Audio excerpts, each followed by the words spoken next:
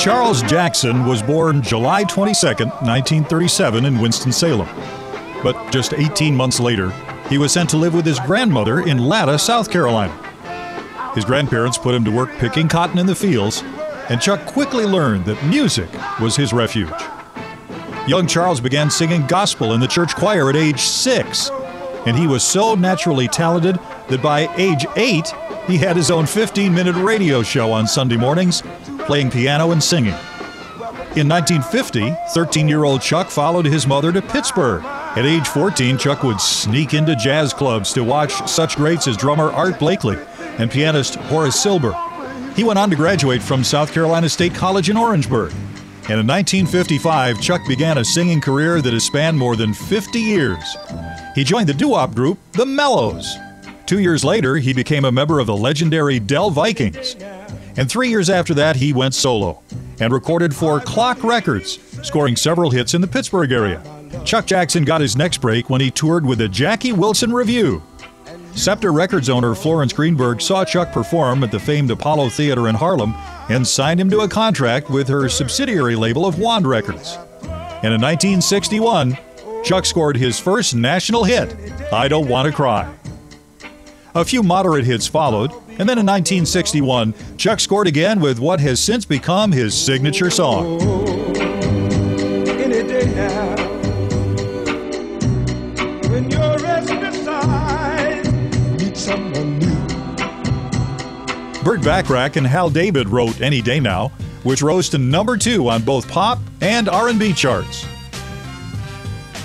In 1967, Berry Gordy bought Chuck's contract from Scepter and signed him to Motown. He recorded 3 albums and several successful singles, including Tell Him I'm Not Home, Beg Me, and Honey Come Back, which was covered by Glenn Campbell a year later in 1970. Honey, come back. I just can't stand each lonely days a little bit longer. In 1973, Chuck did a short stint at ABC Records, but it didn't produce any hits. He spent the next few years with the New Jersey-based All Platinum Records. And 2 years later, he hit the charts with I'm Needing You, Wanting You. In 1980, Chuck's last major label stop was with EMI. His recording of I Want to Give You Some Love made the R&B charts. And in 1988, Chuck met producer and composer Charles Wallert at the 3rd Annual Beach Music Awards and began collaborating on a number of projects. Then in 1998, he teamed with longtime friend Dionne Warwick to record If I Let Myself Go, arranged as a duet by Wallert for Wave Entertainment. It charted at number 19 on the Gavin Adult Contemporary charts, and Jackson followed with What Goes Around Comes Around. Remembering the struggle for civil rights in his native South Carolina, Chuck works with civic leaders and donates his time to improve inner-city life by performing in benefit concerts and organizing events. While he calls New York home, Jackson continues to tour and perform around the country.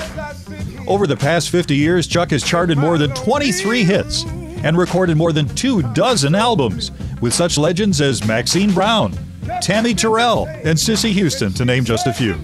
Chuck Jackson was inducted into the official Rhythm and Blues Music Hall of Fame in 2015. In addition, he has received the Apollo Theater Hall of Fame Award for headlining more performances than anyone.